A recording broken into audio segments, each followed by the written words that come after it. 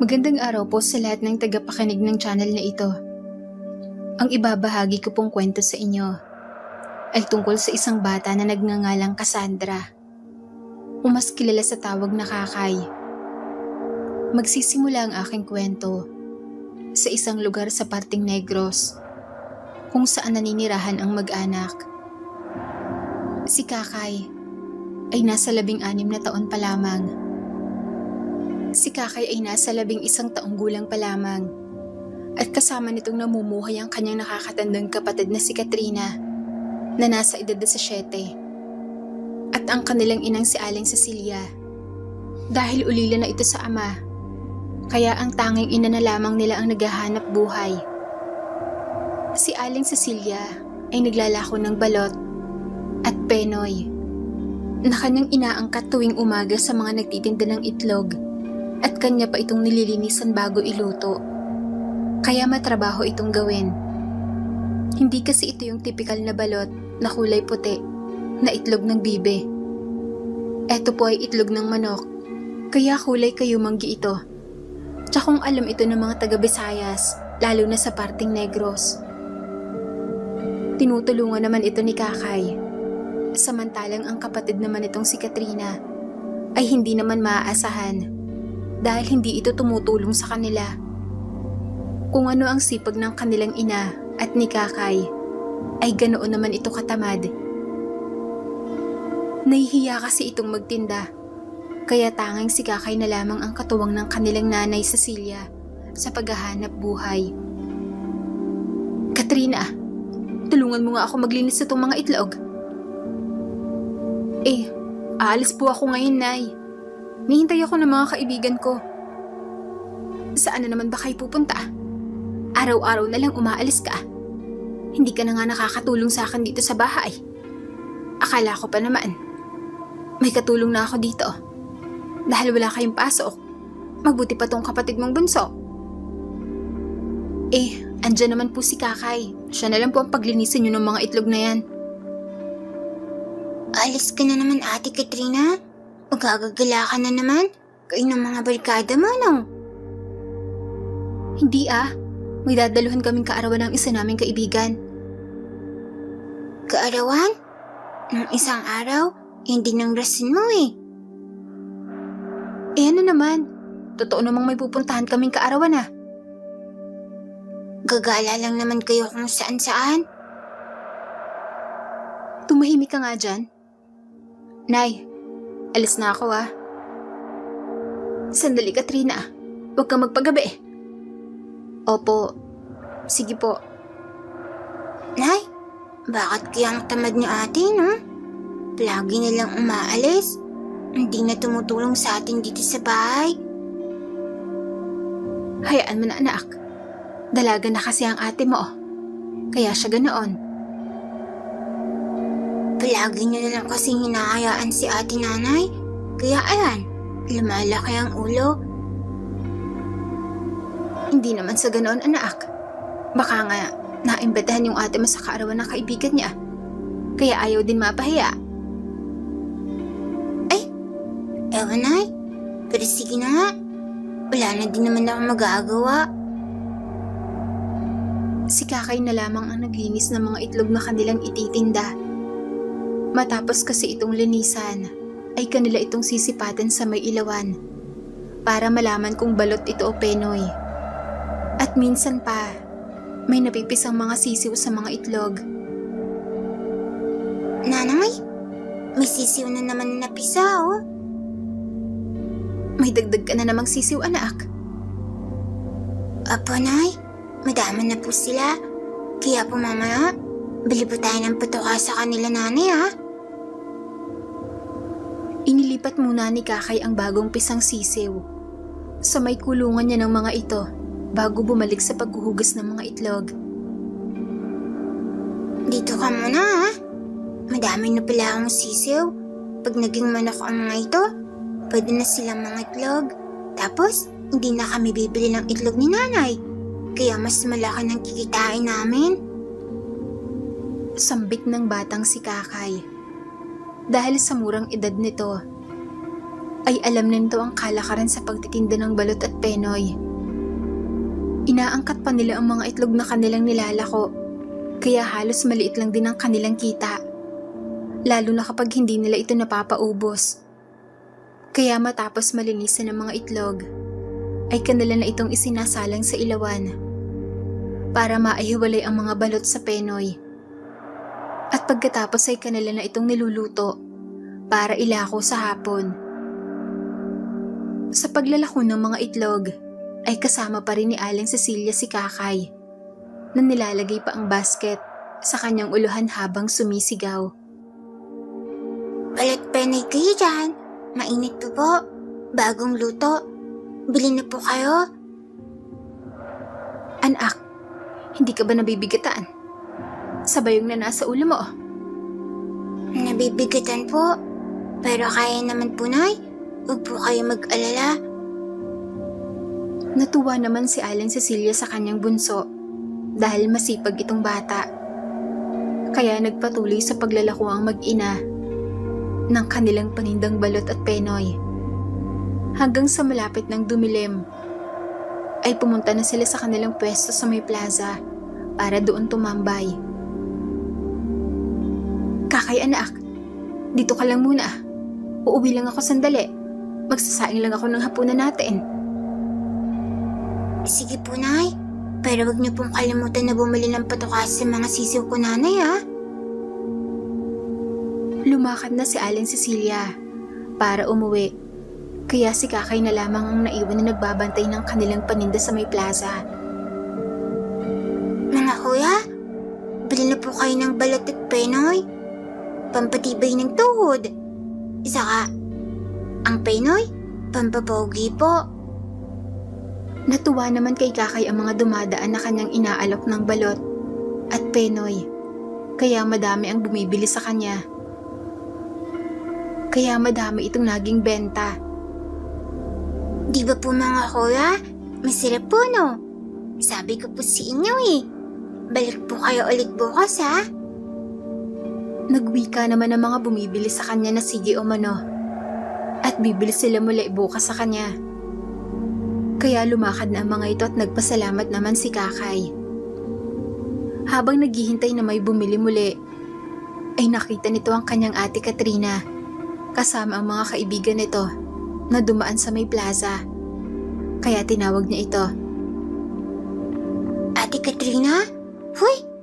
Nandito ako, ate. Nakita nga ito ni Katrina, pero hindi siya nito pinansin at tila hindi siya nito kilala. Nakita pa ni Kakay na itinuro pa ng isa nitong kaibigan si Kakay na tumatawag sa kanya. Pero binaliwala siya nito at lumakad na sila papalayo. Hindi ba ako nakita ni ate Katrina? Bakit kaya hindi ako pinansin nun? Hindi bali na nga. Balik penay kayo dyan mga ate na magaganda at mga kuya na pogi. Nakita pa si Kakay ng kanilang guro na napadaan din sa plaza. Kaya lumapit ito sa kanya. Cassandra? Ikaw ba yan? Ano ginagawa mo dito? Nagtitinda po ng balot at penay, ma'am. Wala pa naman pasok. Kaya tinutulungan ko si nanay po na magtinda po. Naku, ang bait at ang sipag mo naman. Pabili nga ako ng 5 penoy. Sige po, ma'am. Sandali po.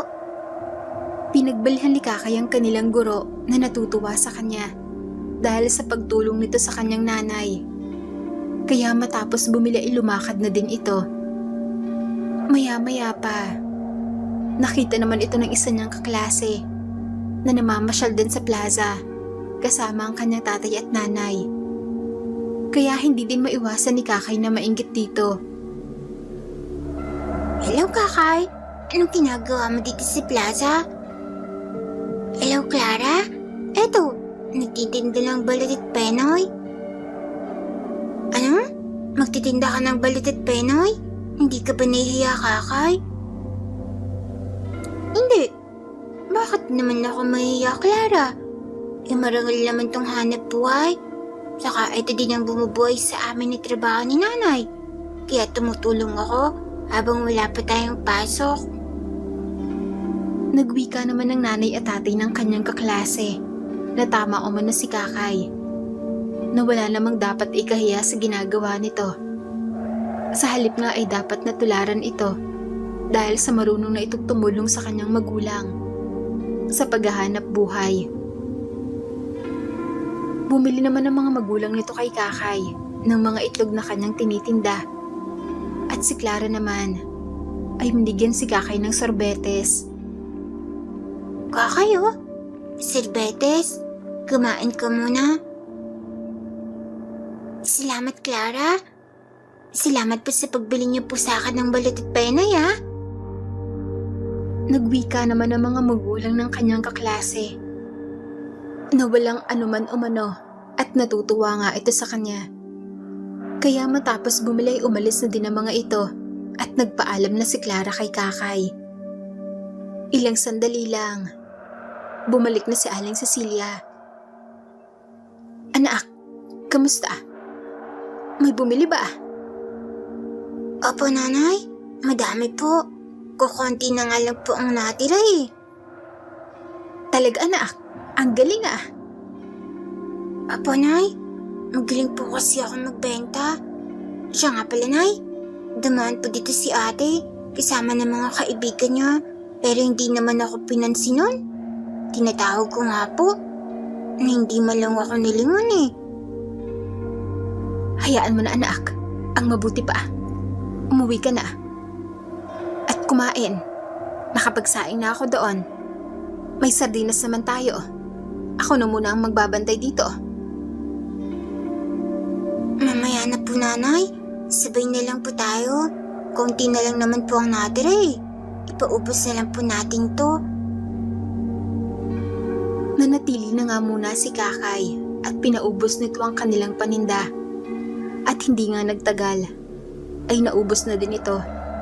Dahil nga sa maraming humanga sa bata, kaya napapabili ang mga ito. At nang naubos na nga ang kanilang paninda ay umuwi na ang mga ito. Ang galing mo naman anak, napaubos natin agad ang mga tinda natin mga itlog. Siyempre po nay, bawat dumadaan po kasi na bumibili, inaalok ko po. Tapos, sinasabihin ko po ng pogi, anong maganda, kahit hindi naman, kaya napapabili po sila sa akin. Nakakatuwa ka talaga anak. Maraming salamat. Walang naman po yan nay. Umuwi na nga ang mag-ina at nang makarating na sila sa bahay ay agad nilang nadatnan si Katrina na nakaupo na sa kanilang mesa. O anak, mabuti nandito ka na. Kumain ka na ba? Hindi pa nga po, wala naman tayong ulam. Ayan o, may sardinas hindi ba? Sardinas na naman, Nay. Nakakasawa ng sardinas. Wala na bang ibang ulam? Wala na anak. Nagbayad ako ng utang natin sa tindahan. Tapos, bumili pa ako ng patuka ng mga sisiw ni Kakay. At yung natitirang pera, ibabayad ko doon sa pinagkuhanan natin ng mga itlog. Mabuti pa yung mga sisiw ni Kakay binibilhan nyo ng patuka. Kung makareklamo ka naman sa sardinas ate, hindi ka na nga tumulong sa amin ni nanay eh. Saka masarap kaya ang sardinas. Paborito ko nga yan. Eh di ikaw ang kumain. Paborito mo pala ha? Akala ko ba? Pumunta ka ng birthday yan. Bakit gutom ka? Hindi ka ba kumain doon? Saka kanina sa plaza, tinawag nga kita, hindi ka naman namansin eh. Hindi kita nakita. Saka, paki mo ba Cassandra kung gutom ako? Eh kung lang kinain ko kanina, bakit ba nakikialam ka? Eh di, kasalanan mo at konti lang kinain mo. Tumahimik ka na dyan ha. Tatamaan ka na sa akin. Nay, bili na naman tayo ng ibang ulam mo. Binilhan nyo nga ng patuka ang mga alaga ni Cassandra. Tapos ang anak nyo, hindi nyo man lang mabilhan ng masarap na ulam. Pag lumaki naman ng mga sisiw ko ate, pwede naman natin yung kainin. O kaya, Diyan na tayo kukuha ng itlog. Hindi nauutang si nanay sa iba para magbenta. Bakit ba pinag-iinitan mo yung mga sisiw ko? Inggit ka lang siguro kasi wala kang mga alaga eh. Sinabing tumahimik ka na dyan. Naririndi na ako sa'yo. Tama nang ayaan. Dadalawa na nga lang kayo. Palagi pa kayo nag-aaway. O eto anak, may 20 pa. Bumili ka na lang ng gusto mo. Ano? 20? Ano naman mabibili nito, Nay? Pasensya ka na anak. Ilang ang sobra. Kailangan pa natin magbayad ng ilaw. Sige na nga. Nay, bakit niyo naman kasi palaging pinagbibigyan si ate? Hayaan mo na anak. Para iwas gulo na din. Baka magtambo pa yung ate mo sa akin. Tara na. Kumain na tayo. Binuksan na nga ni Aling Cecilia ang sardinas at kumain na silang dalawa ni Kakay. Habang kumakain ay bumalik naman si Katrina at may dala pa itong mga chichirya at dalatang corned beef. Nay, umutang na lang ako dun sa tindahan ni Aling Bebang ha. Anak naman, kababayad lang natin doon ng utang. Umutang ka na naman kaagad. Kulang yung binigay niyo sa akin pera na kaya umutang na lang ako. Hindi na lamang kumibo pa si Kakay sa kapatid at napapailing-iling na lang ito. Kaya kumain na din sila. Oh, eto Cassandra. Baka sabihin mo pinagdadamutan kita. Ayos na ako sa sardinas ate. Salamat na lang. Ang arte mo. Ikaw na nga binibigyan. Kung ayaw mo, wag. Matapos kumain ay si Aling Cecilia pa ang nag-igib ng tubig at naghugas ng mga pinggan. Samantalang si Kakay naman ay pumunta ng likod bahay para pakainin ang mga sisiw nito. Samantalang si Katrina ay pumunta na ng kanyang kwarto para mahiga. Mga sisiw, kumain kayo ng marami para mabilis kayong lumaki, para naman mga itlog na kayo kaagad. Matapos pakainin ang mga alaga, ay pumasok na din ito ng bahay at saka natulog na. Kinabukasan ay maagang nagising si Aling Cecilia para magsaing at bumili ng kanilang ulam na pansit para mag-agahan dahil maglalaba pa ito. At pagkatapos ay muling pupunta sa pinagkukunan nito ng mga itlog. Nang magising si Kakay, ay agad naman itong pinuntahan ng mga alagang sisiw para lagyan ng tubig ang tubigan ng mga ito at pagkain. Saka nagdilig na din ang kanyang mga tanim na gulay sa kanilang likod bahay. Samantalang, paggising naman ni Katrina, ay agad na itong naghanap ng almusal. Kakay, nasaan ka ba? Andito ako sa likod ng bahay ate. Bakit ba? Pagtimpla mo nga ako ng kape. Ano ka? Ikaw ang magkakape? Di ikaw magtimpla. Sundin mo ang inuutos ko. Nakakatanda ako sa'yo. Nakakatanda ka nga. Hindi ka naman maaasahan dito sa bahay. Ay nako. Ang aga-aga Cassandra Huwag mong pinapainit ang ulo ko. Sinabing ipagtimpla mo ko ng kape. Oo na po, mahal na prinsesa. Sandali lang po. Kaya ay pinagtimpla na ni Kakay ng kape ang kanyang ate Katrina. Eto na po ang kape mo, mahal na prinsesa. Ininom na nga ito ni Katrina. At napangiwi ito dahil sa pait. Ano ba yan? Ba't hindi mo nilagyan ng asukal? Hindi mo naman sinabi na lagyan ko ng asukal eh. Saka hindi ko naman alam kung gaano kadaming ilalagay kong asukal. Kaya ikaw na maglagay. Nadat na naman sila ni Aling Cecilia na nagbabangayan. At kararating lang nito. Dahil bumili ito ng ulam nila para sa agahan. Ano na naman ba yan? Ang aga-aga. Nag-aaway na naman kayo. Eto kasing bunso nyo, Nay. Hindi man lang nilagyan ng asukal ng kape ko. Ikaw na nga pinagtimpla ng kape. ikaw pa ang galit ate. Ay nako, tama na nga yan. Kumain na tayo. Maglalaba pa ako. Kumain na nga ang mag-inang Kakay at Cecilia. At hindi naman kumain si Katrina. Dahil nga ayaw nito ng kanilang ulam. Kaya nagkape na lamang ito. Matapos kumain, ay agad na naglaban ng kanilang mga damit si Aling Cecilia. Tinulungan naman ito ni Kakay at ito ang tagabomba sa poso. Samantalang, hindi man lang sila tinulungan ni Katrina.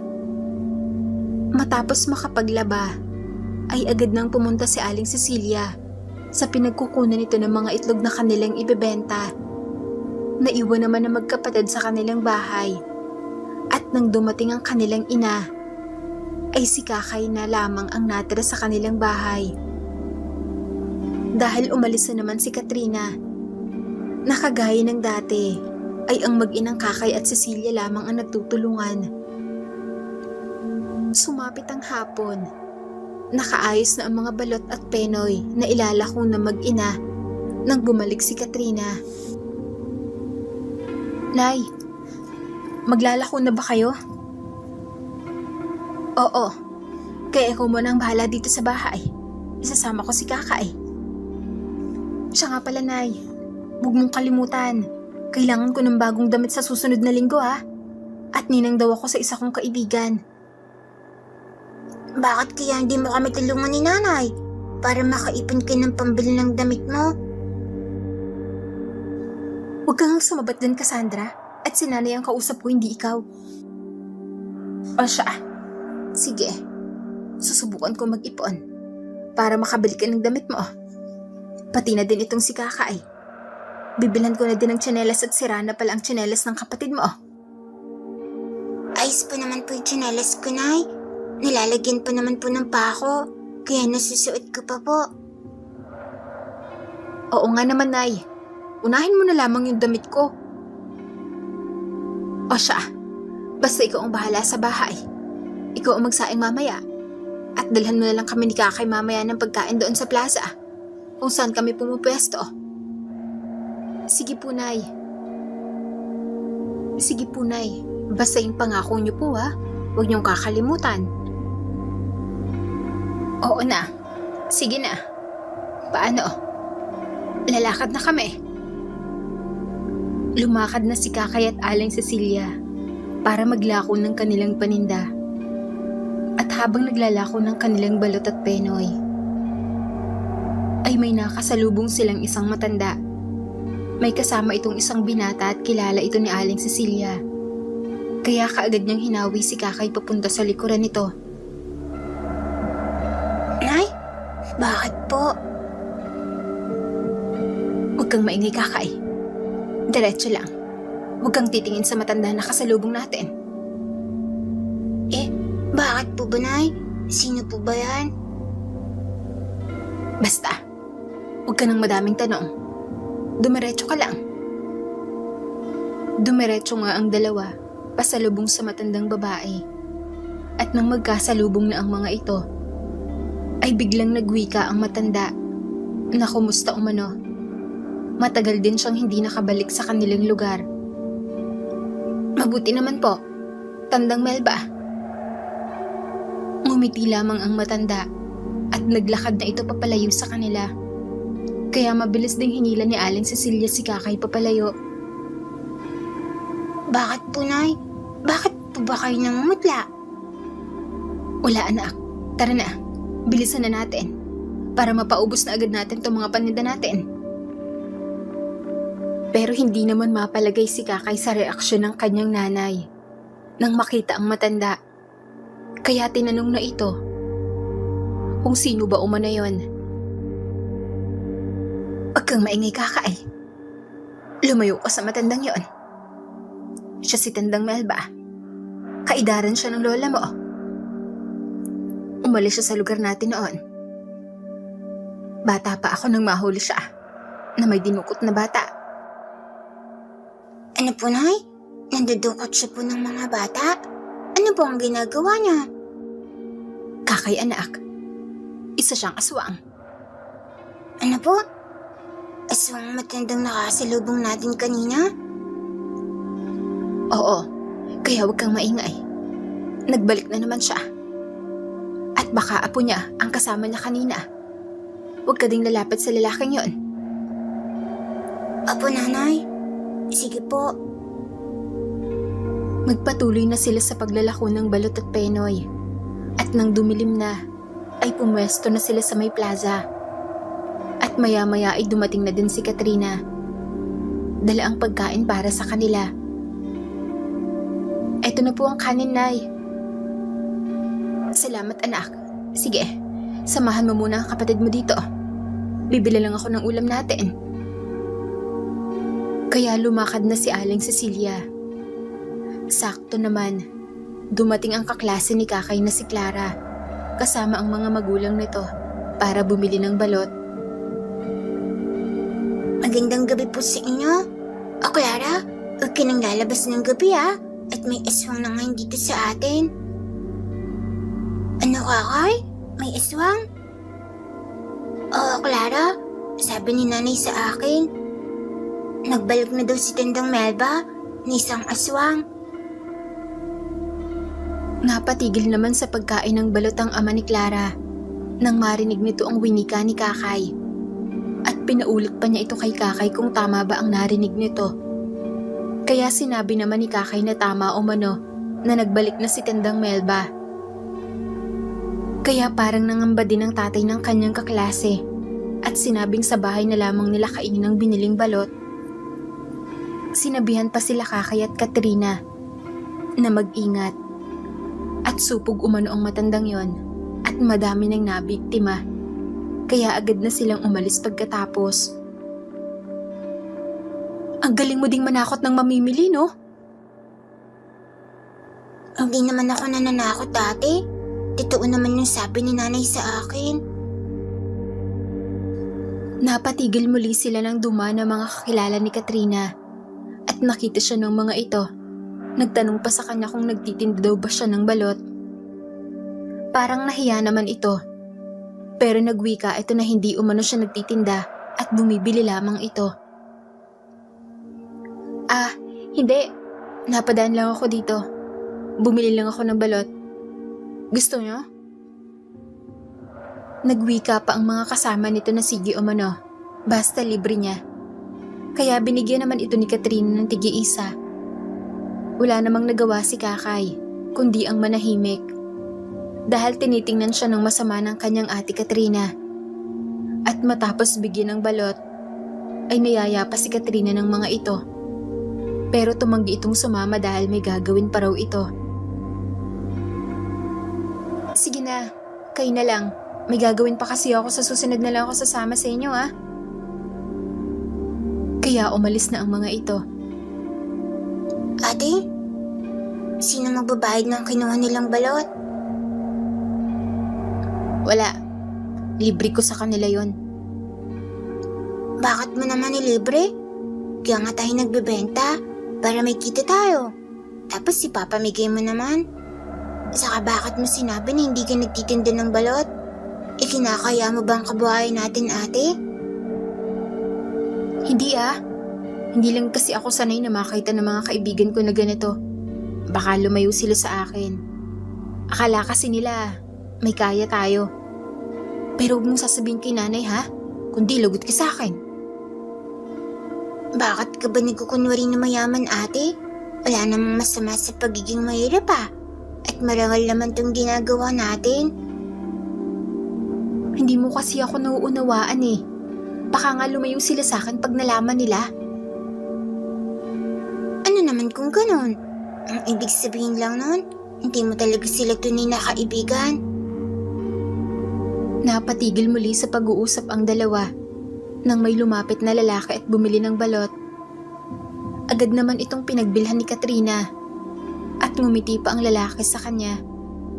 Pero agad naman itong nakilala ni Kakay dahil ito ang kasama ng matanda kanina na sinasabing aswang ng kanyang nanay Cecilia. Kaya nang umalis ang lalaki, ay agad na sinabihan nito ang kanyang ate. Ate, siya yung lalaki kanina na kasama ng matindang aswang na nakita namin ni nanay. Anong aswang? Ang gwapo-gwapo nga nun, no? Mapagkakamalal mo bang aswang yun?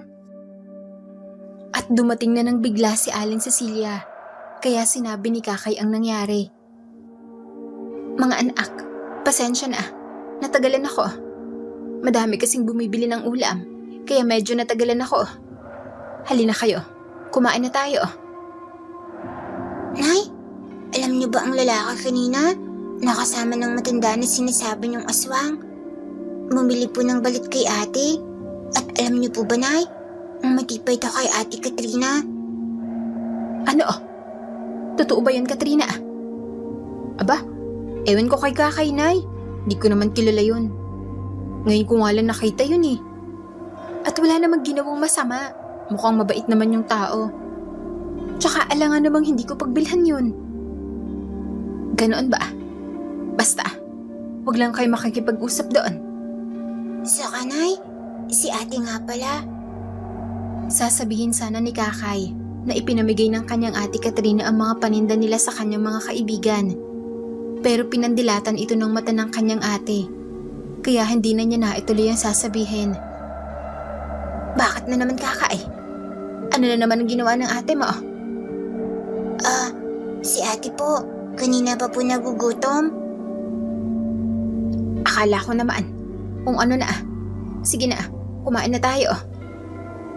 Kaya kumain na nga sila sa mismong pwesto nila kung saan sila nagtitinda. Kahit ganito ang buhay nila, Kakay, ay masaya naman ang mga ito. Lumipas ang mga oras. Kahit hindi naubos ang kanilang tindang balot, ay umuwi na ang mag-anak. Sa paglipas ng mga araw, ganito palagi ang ginagawa halos na mag-anak nila, Kakay. Pero lingid sa kaalaman nila, ay madami nang nawawalang mga hayop sa kanilang lugar, kagaya ng manok at pato. Balita ito sa pinagkukunan ng mga itlog ni Aling Cecilia. Dahil nga madaming manok ang namatay at wala ng mga dugo umano ang mga ito. At sunod-sunod pa ang pagkamatay ng mga ito. Kaya naapektuhan din ang kanilang kabuhayan dahil sa dami ng manok na namamatay. Kaya naman kakaunti lang ang kanilang nakukuhang mga itlog para ibenta. Nay, bakit po kukunti lang tundalin yung mga itlog? Madaming namatay na manok at bibi, anak, sa pinukukunan natin ng itlog. Kaya kukunti na lang yan. Di, kukunti na lang pala po mabibenta natin. Ganoon na nga, anak. Walang magagawa. Paano yan, Nay? Baka hindi niyo ako mabilhan ng damit sa susunod na araw na yung binyag na dadaluhan ko eh. May pera naman ako dito, anak. Kaya lang, kulang pa. At inuna ko munang bumili ng tsinelas ng kapatid mo dahil sira na. Baka naman makakapaghintay pa yang si Kakay. Sa susunod mo na lang siya bilhan ng tsinelas. Kailangan ko ng bagong damit, Nay. Iyon nga, anak. Kukunti na lang ang alsada kong itlog. Kaya kukunti lang ang maibebenta natin. Kukunti din ang kita. Baka hindi ko mabilhan ng tsinelas itong si Kakay. Sakto lang sa pagkain natin ang kikitain ko sa pagtitinda. Kukunti lang itong mga balot at penoy. Saka may damit ka pa naman dyan na maisusuot. Ina muna, anak. Nay naman. Nangako na kayo sa akin eh. Sige na po, Nay. Ibili niyo na lang po ng damit si ate. Napapakuan ko pa naman po itong tsinelas ko. Tatagal pa po ito ng ilang buwan. Pero anak, ayos lang ba sa'yo? Apo, Nay. Sige na po. Ibili niyo na lang po ng damit si ate. Niyakap na lamang ni Aling Cecilia ang bunso nitong si Kakay. At pagkatapos ay naghanda na sila ng kanilang paninda. At kagaya ng dati, ay sumasama si Kakay sa kanyang nanay Cecilia sa pagtitinda. At dahil kukonti lamang ang kanilang paninda, ay mabilis lamang nila itong napaubos. Kaya lumipas pa ang isang araw. Binilhan nga ni Aling Cecilia ang kanyang panganay ng bagong damit. Pero hindi din ito kinalimutan ng kanyang bunso na bilhan ng bagong tsinelas. Kaya tuwang-tuwa naman si Kakay dito. Nay, akala ko po, wala kang pera. Saan ka kumuha ng pera na pinangbili ng tsinelas ko? Inipon ko. Hindi naman pwedeng ang ate mo lang ang bilhan ko. At wala ka. Hindi naman yata papayag ang nanay niyan. Salamat po nanay ha. Ang totoo po, masakit na din iapak tong tsinelas ko. Pudpud na po kasi. Lalo na po, kapag nakakaapak ng bato, masakit na po. Alam ko anak. Kaya nga binilan kita ng bagong tsinelas. Akala mo ba? Hindi ko napapansin. Kapag sumasama ka sa akin sa paglalako ng balot, kahit na tinitiis mo lang minsan, pero nakikita ko na nasasaktan ka din anak. Niyakap ni Kakay ang kanyang nanay Cecilia, habang ang kanyang ate Katrina naman ay pumunta kaagad sa kwarto para sukatin ang bagong damit nito. Pero lingid sa magkapatid, ay nangutang lamang ng pera ang kanilang nanay para maibili ng damit at tsinelas ang kanyang mga anak. At dahil kokonti na ang kanilang nakukuhang mga itlog sa kanilang pinagkukunan, ay naghanap ito ng ibang pwedeng makuhanan para naman makahabol ito sa mga bayarin nila. Kaya kailangan pa niyang pumunta ng ibang sitio para mag-angkat ng mga ibebentang balot. Kinabukasan nga ay maagang umalis kaagad ng bahay si Katrina para sa dadaluhang binyag. At si Aling Cecilia naman ay pumunta ng kabilang sitio para doon mag-angkat ng mga balot. Kaya si Kakay ang naiwang mag-isa sa kanilang bahay. At dahil mag-isa lamang ito, ay nagdilig na lamang ito ng mga halaman niya at pinakain ng kanyang mga sisiw. Habang naglalagay ito ng mga patuka ng mga sisiw, ay may napansin itong isang kulay itim na maliit na bagay na hugis itlog. Kaya kinuha niya ito. Ano kaya to? Teka, itlog to ah. Pero bakit maliit at kulay itim? Nangangitlog ba kahit sisiw pa lang? Kaya kinuha niya ito at isinilid sa kanyang bulsa para sana ipakita ito mamaya sa kanyang nanay Cecilia. Pero ilang sandali lamang ang lumipas, ay nakarinig si Kakay ng tumatawag sa kanya. At ito ay si Aling Bebang. Kakay, Katrina, nandyan ba kayo? Magandang araw po, Aling Bebang. Wala po si ate. Ako lang po mag-isa sa bahay namin. Nasaan ang ate mo, Kakay? Pumunta po ng binyagan, Aling Bebang. Bakit po? Sumama ka sa akin sa ospital, Kakay. Ang nanay mo, na-aksidente eh. Nabangga ang sinasakyan ng tricycle kanina, papunta sa kabilang sitio. Ano po?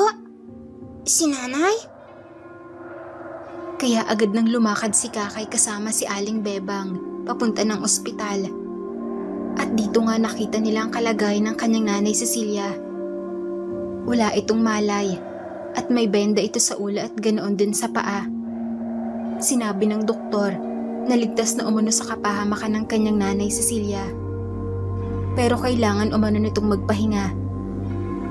Binayaran naman ng nakabangga ang lahat ng gastos nila sa ospital.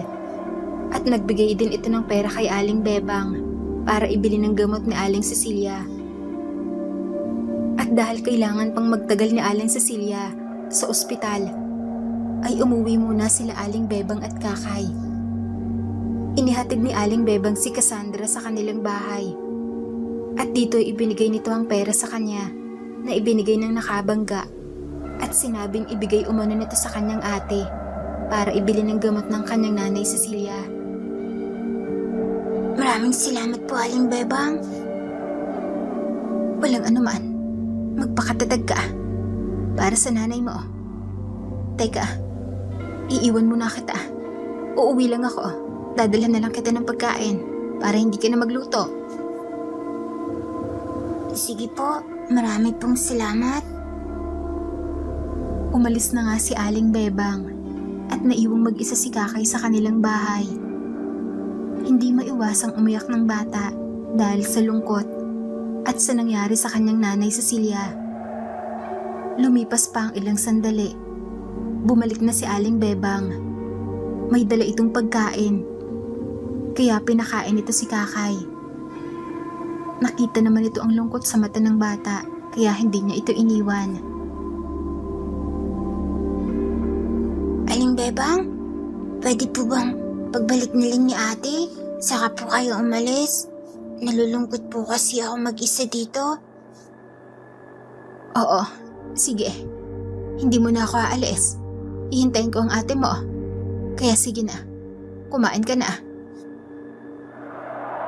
Kumain na nga si Kakay at ilang sandali pa ang lumipas ay dumating na nga si Katrina. O Aling Bebang, bakit po kayo narito? Bakit po umiyak si Cassandra? Nasaan po si nanay? Andun pa po ba sa plaza? Ate, si nanay. Oh, bakit? Ano nangyari kay nanay? Naaksidente si nanay kanina ate. Nasa ospital siya ngayon. Cassandra, huwag kang magbibiro ng ganyan.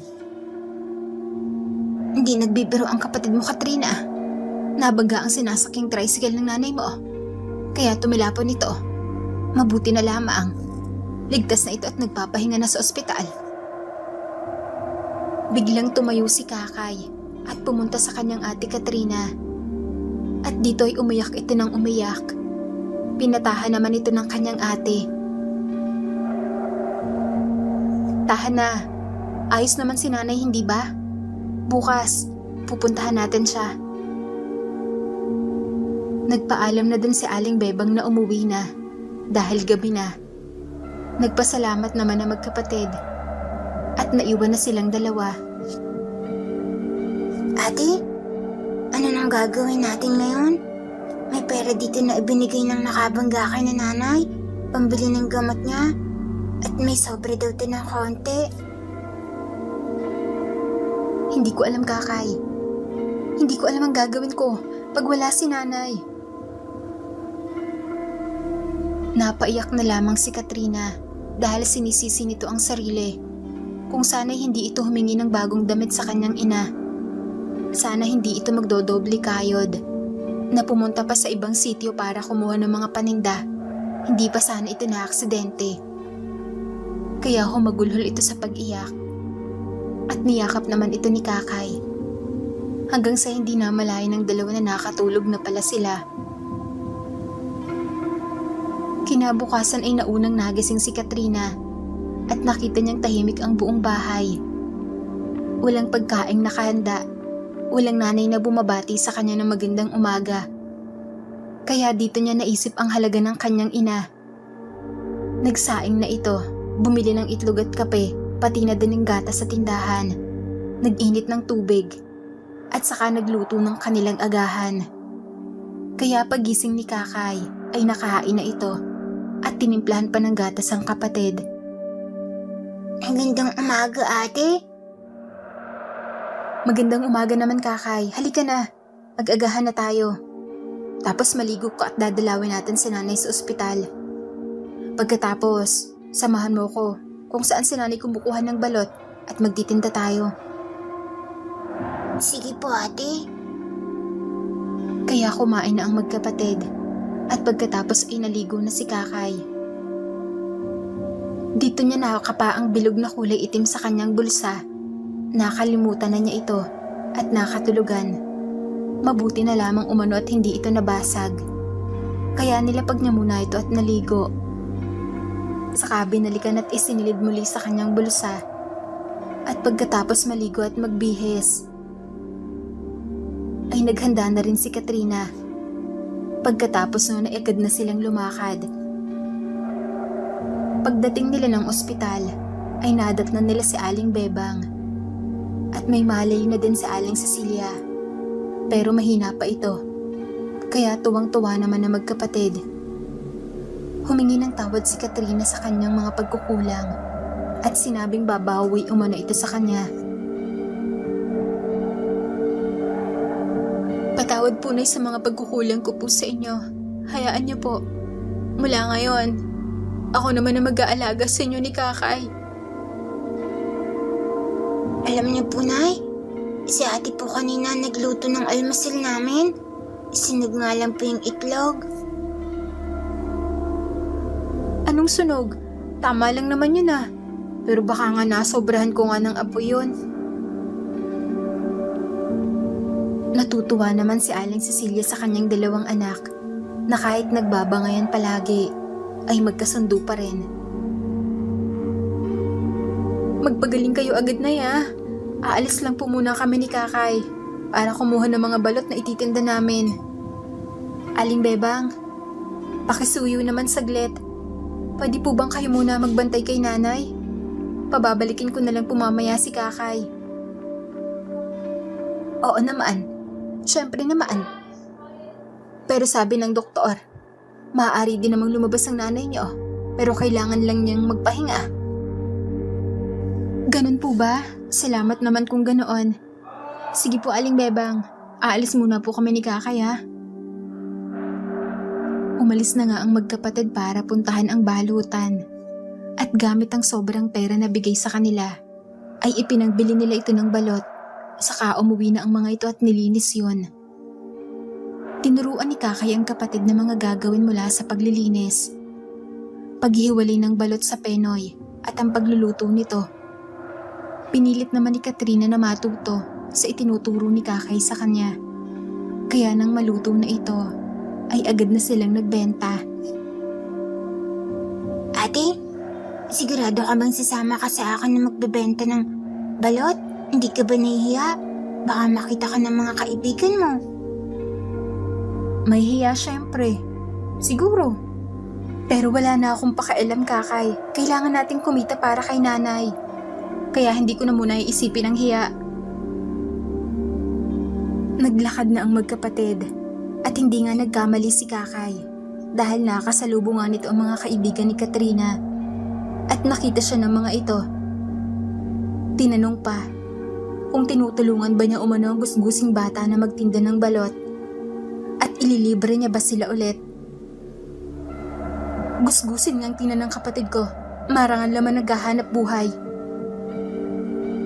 Nagwika pa ang isa na kapatid niya pala umano ang bata na nagtitinda ng balot. Kung ganon, magbabalot din umano ito. Hindi daw ba umano ito nahihiya? Bakit naman ako mahihiya? Marangal na hanap buhay naman ito. At ito ang binubuhay sa amin ng nanay ko. Kaya bakit ko naman yan ikakaya? Mas nakakaya pa siguro kung wala kang gagawin at hindi ka tumutulong sa mga magulang mo. Parang tinamaan ang mga kaibigan nito sa sinabi ni Katrina at umalis na ang mga itong nakayuko. Masaya naman si Kakay dahil ipinagtanggol siya ng kanyang ate Katrina sa mga kaibigan nito. Mukhang hindi na sila makikipagkaibigan sa'yo, ate. Ano naman? Di naman sila kawalan sa akin. Bili na po kayo ng balot. Bili na po kayo. Bagong luto po ito. Naglako na ang magkapatid at sa unang araw ay napaubos kaagad nila ang kanilang paninda. Kaya hindi na sila nakapagtinda sa plaza. At pag uwi nila ay nandoon na din ang kanilang nanay Cecilia kasama si Aling Bebang. Salamat po, Aling Bebang, sa pagbabantay niyo kay Nanay. Wala yon. Paano? Uuwi na ako. Sige po, maraming salamat po muli.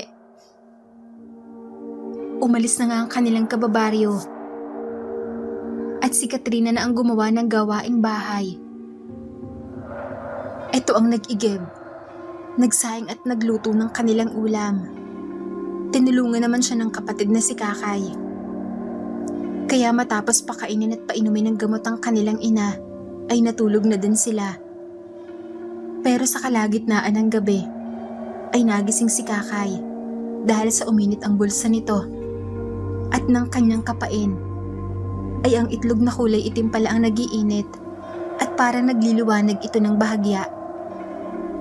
Nakarinig pa ito ng mga yabag sa labas ng kanilang bahay. Kaya bumangon ito para silipin yun. Narinig niyang nag-iingay ng kanyang mga sisiw sa likod bahay. Kaya tiningnan niya ito dahil baka inaatake ito ng pusa. At dahil bagong gising ay kusot-kusot pa nito ang mga mata niya na lumabas. Dala ang walis bilang pamalo sa kung anumang hayop ang gumagambala sa kanyang mga alaga. Paglabas niya ng bahay at buksan nito ang ilaw, ay bumungad sa kanyang isang pangit na nilalang. Nahawak ang isang sisiw nito na tila nabigla din sa pagbukas ng ilaw. Kaya bigla itong tumakbo at dumaan pa sa kanyang banda at pumunta sa madilim na parte ng likod bahay nila. Naiwan naman itong nakatulala habang hawak ang walis at wari ay hindi rin siya nakita ng nilalang. Kaya nang mahimasmasan ay dali-dali itong pumasok ng bahay at agad na isinara ang pintuan. Malakas ang kabog ng kanyang dibdib dahil sa takot. Dahil sa unang beses niyang makakita ng aswang. Mabilis itong bumalik sa pagkakahiga at yumakap pa sa kanyang ate Katrina. Kinabukasan ay namumugto ang mga mata ni Kakay dahil hindi ito nakatulog sa pagmamatsyag kung babalik ba ang nilalang o hindi na. Kaya tinanong ito ng kanyang ate kung ayos lang ba ito. Kakay, bakit parang puyat ka?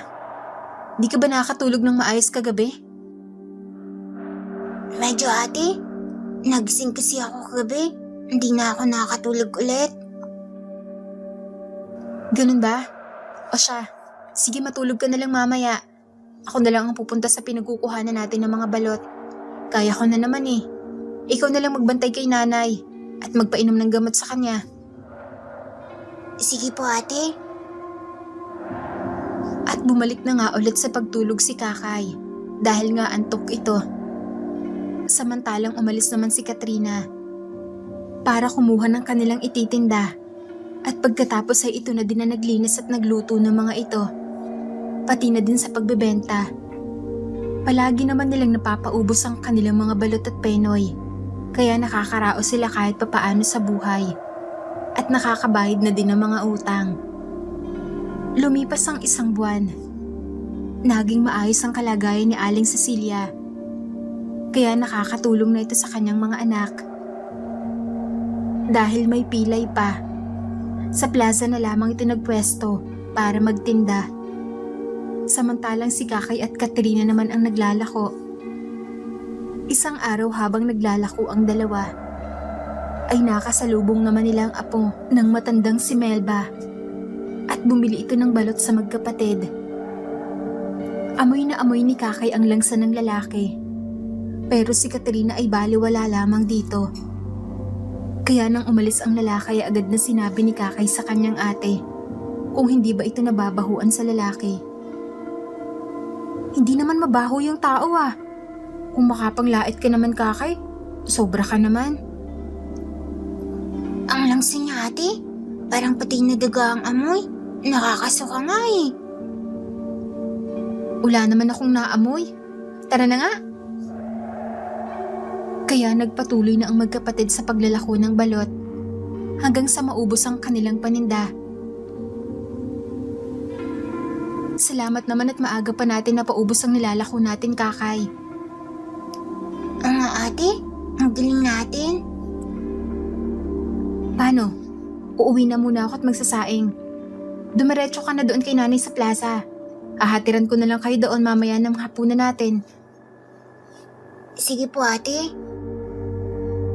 Kaya naghiwalay na ang magkapatid at habang papunta si Kakay sa plaza para puntahan ng kanyang nanay Cecilia, ay nakita nito ang matanda na pinaghihinala ang aswang. Kaya sinundan niya ito ng tingin. Nakita niya na pumunta ito sa mga batang naglalaro, kabilang na si Clara, na kaklase ni Kakay. Dito ay nakita niya nang may iniabot itong kung anong pagkain sa tatlong bata na naglalaro ng Chinese garter. At pagkatapos kainin, ay nakita niyang ngumisi ang matanda. At dito ay parang nahihipnotismo nito ang 3 bata na sumunod sa kanya. Sinundan din ito ni Kakay at nakita niya na parang wala sa sarili ang mga ito. Napatuloy lang sa paglalakad pasunod sa matanda, papasok ng kakahuyan. Lakas loob naman itong sinundan ni Kakay kahit padilim na.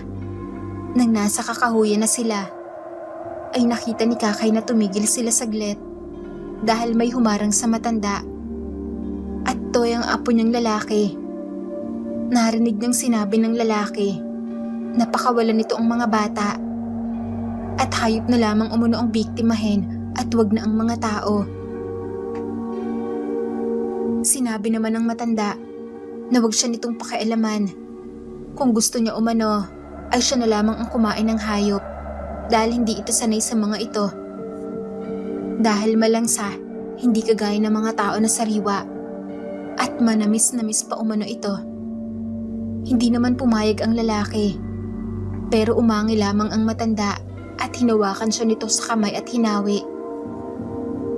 Nagpatuloy na ito sa paglalakad at dito ay napagtanto ni Kakay na nasa panganib ang kanyang mga kaibigan at kaklase. Sinundan niya pa rin ang mga ito kahit mapanganib hanggang sa makita niya ang isang bahay at doon ay pinapasok ng matanda ang 3 bata. Mabilis namang lumapit si Kakay sa bahay nang hindi nito napapansin. At nang silipin niya ang loob mula sa siwang, ay nakita niyang nakagapos ng 3 bata at may busal ang mga ito na umiiyak ang mga batang yon. Habang nasa kusina naman ito ang matanda na nag-uumpisa na mag-init ng tubig. Samantalang sa plaza naman, ay pumunta naman si Katrina sa kanilang ina na nagbabantay sa kanilang pwesto para sana tanungin kung nakainom na ito ng kanyang gamot. Nay, nakainom na po ba kayo ng gamot nyo? Kanina pa anak. Teka Nay, si Kakay, nasaan? Hindi ba kasama mong naglalako? Hindi. Kanina pa po naubos ang paninda namin. Pinapunta ko na nga po dito at magsasaing pa ako eh. Ano? Bakit wala pa dito ang kapatid mo?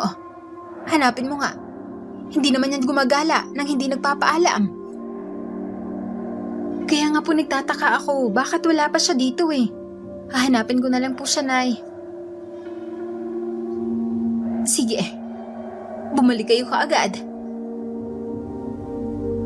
Kaya lumakad na si Katrina para hanapin ang kanyang kapatid. Samantalang kay Kakay naman, ay nag-isip ito ng plano kung paano niya ililigtas ang kanyang mga kaibigan. Kaya naghanap ito ng paraan para makapasok ng bahay ng matanda. Binato nito ang bubungan at nagtago sa gilid. Nakita niya naman na biglang lumabas ang matanda na nanlilisik ang mga mata at tumakbo ito sa kakahuyan. Kaya agad siyang pumasok sa bahay at kinalagan ng mga kaibigan. Huwag kayo maingay ha. Ililigtas ko kayo. Kakay, salamat at narito ka. Hindi pa man nagagawang makalas ni Kakay ang tali ng 3 bata, ay narinig na niya ang pagbalik ng matanda. Kaya nagtago ito sa ilalim ng lamesa. Galit na galit naman ang matanda na nanlilisik ang mga mata at kulubot na ang mukha nito at kapansin-pansin din ang paghaba ng mga kuko nito. Kaya muli naghintay si Kakay ng pagkakataon. Samantalang, nahirapan naman si Katrina sa paghahanap sa kapatid. Madami na itong lugar na pinuntahan, pero hindi pa din niya mahanap si Kakay. Hindi ito pwedeng bumalik sa kanilang ina na walang balita sa kanyang kapatid dahil nga nag-aalala ito. Kaya nagpatuloy ito sa paghahanap hanggang sa may tumawag sa kanya. At ito ay ang lalaki na apo ni Tandang Melba. Dito ay sinabi nito na tulungan siyang iligtas ang 3 bata na dinukot ng kanyang lola. Ikinagulat naman ni Katrina inisip na baka isa doon ng kanyang kapatid, kaya nataranta din ito. Ano? May dinukot ang lola mo? Nagwika ang lalaki na alam umano nito, na alam niya ang tungkol sa pagkatao ng kanyang lola na isang aswang. Maging siya umano ay isa ding aswang, pero hindi ito kumakain ng tao at tanging hayop lamang ang binibiktima nito at labag sa loob niya ang pagpatay ng mga tao dahil yun ang turo sa kanya ng kanyang ina noong nabubuhay pa ito. Kaya labag sa loob niya ang gagawin ng kanyang lola na pagdukot at pagtangka ng masama sa mga bata. Kaya bilisan na umano nila bago pa mahuli ang lahat. Sinabi ni Katrina na sandali lamang umano at kukuha lamang ito ng pangontrang asin sa kanilang bahay. Kaya yun nga ang ginawa nito.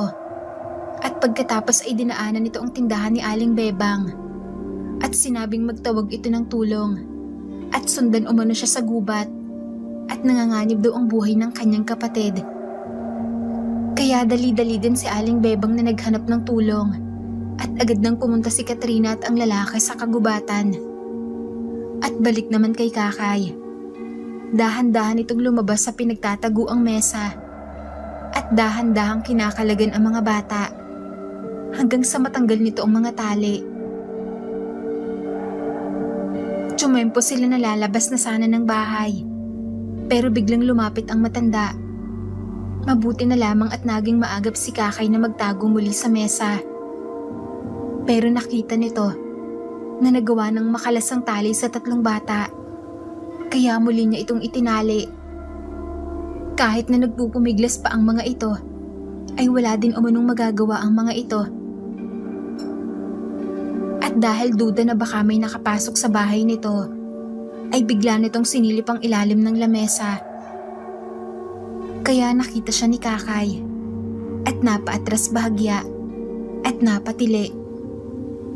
Pero dito ay hindi siya nakikita ng aswang na matanda.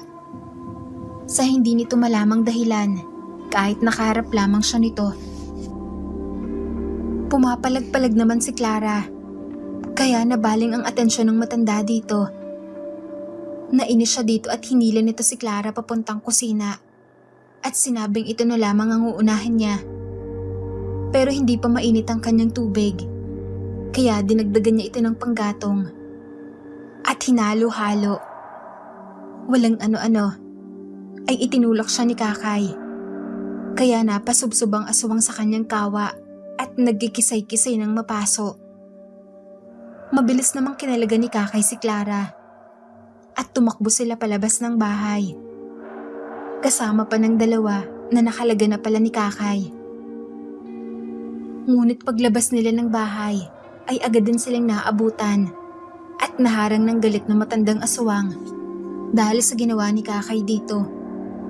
Mabuti na lamang, hindi pa masyadong mainit ang tubig at natumba pa ang kawa, kaya paso lang ang kanyang natamo at magbabayad umano ang may gawa noon sa kanya. Hindi pa rin ito nagagawang makita si Kakay at nakatingin lamang ito sa 3 bata. Nalaman na lamang nito na may isa pa nang sabihin ni Clara kung ano ang gagawin nila. Kaya napagtanto ng aswang na may hawak na mutya ng trabungko ang kausap ni Clara, kaya hindi niya ito nakikita. Sinabi nito na magpakita ito sa kanya kung ayaw niyang patay nito ang kanyang mga kaibigan. Pero walang ideya ang batang si Kakay kung bakit hindi siya nakikita ng aswang. Gayong nakikita naman siya nila Clara. Kaya susugod na sana ang matandang aswang para atakihin sina Clara nang may sumaboy ng asin dito.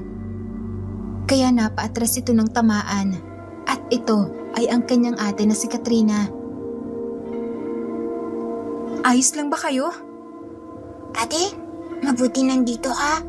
Sino kasama mo? Salamat naman at ayos ka lang, Kakay. Galit na galit naman ang matanda kay Katrina at nagbago ito ng anyo sa pagiging malaking aso at sinunggaban si Katrina. Pero may isa ding malaking aso ang sumunggab dito, kaya nagpambuno ang 2 aswang. Pero halatang malakas ang isa. Dahil kahit sugatan ito, ay madali niya lamang natatalo ang isang aso. Hanggang sa nagbalik ang mga ito sa anyong tao. At dito sila nakilala ni Kakay. Nakita niya na ang isang aso pala yung apo din ng matandang aswang. Pero nagtaka ito kung bakit kinakalaban nito ang kanyang lola. Nagwika ang matanda na traitor umano ito at nagawa siyang kalabanin para lamang sa isang babae. At eto ay si Katrina. Nagkakagusto pala ito kay Katrina, kaya palagi itong nakabantay sa dalaga. Kaya sinabi ng matanda na manood umano ito kung paano niya papatay ng babaeng nagugustuhan nito. Kaya mabilis na nagbagong anyo ang matandang aswang at inatake si Katrina. Pero mabilis na humarang ang apo nito at ito ang kanyang nakagat sa leeg, kaya namatay kaagad itong nakadilat ang mga mata. Nagalit lalo ang matandang aswang kay Katrina at akmasa nang susugurin ang dalaga nang may pumalo sa kanyang likod na hindi naman niya nakikita, at ito ay ang batang si Kakay. Lumayo ko sa ate ko. Kahit hindi ito nakikita, ay inabangan ng aswang ang paghampas muli nito ng kahoy sa likod niya at hinawakan yon. At dito ay hinila ito, kaya napatumba si Kakay. Tutulungan sana ito ni Katrina nang dumugin siya ng aswang na matanda at kinubabawan. Dito ay nagwika ang matanda na magbabayad umano siya. Pero bago ito makagawa ng kung ano kay Katrina, ay isang katutak na asin ang tumama sa kanyang katawan. Kaya napahiyaw ito. At nakita nila Kakay at Katrina ang kanilang inang si Aling Cecilia. At ito ang may gawa noon. Lumayo ka sa mga anak ko. Salot kang matanda ka. Hindi ka na nadala. Sa pambibigta mo noon sa mga bata, kaya ka pinalaya sa lugar na to. Sinabuyan niya muli ito ng asin, kaya muli itong napahiyaw. At dito ay may tumagana sa kanya.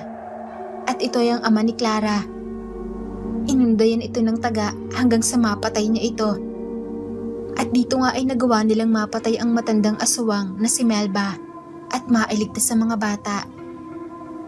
Niyakap naman nila Kakay at Katrina ang kanilang nanay Cecilia. At tinanong sila kung ayos lamang daw ba sila. Tumugon naman ang mga ito na ayos lamang.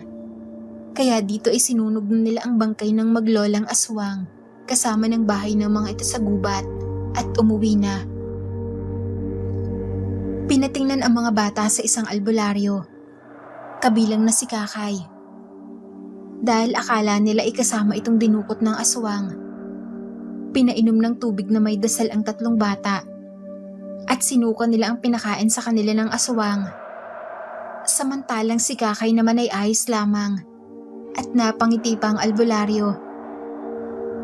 At sinabing mabuti na lamang umano at may tangang bertud kaya hindi siya nakikita ng aswang. At ito nga yung itim na itlog na kanyang nakuha sa mga sisiw. Hindi naman ito kalakasang mutya. At kahit papano ay maililigtas naman umano siya nito sa mga nilalang ng dilim. Kaya pinatago niya kay Kakay ang trabungko dahil nagbibigay din umano ito ng swerte kahit na papano. At tama nga ang albularyo dahil lumipas lang ang ilang taon mula sa sisiw ni Kakay na galing sa mga balot ay lumaki at napadami nila ito. Sa pagtutulungan nila mag-iina ay nagkaroon sila ng sariling balutan. Nakapagtapos ng pag-aaral ang magkapatid at gumanda ang kanilang buhay. Dito ko na po tatapusin ang aking kwento. Sana po ay nagustuhan ninyo. Salamat at magandang araw po sa lahat.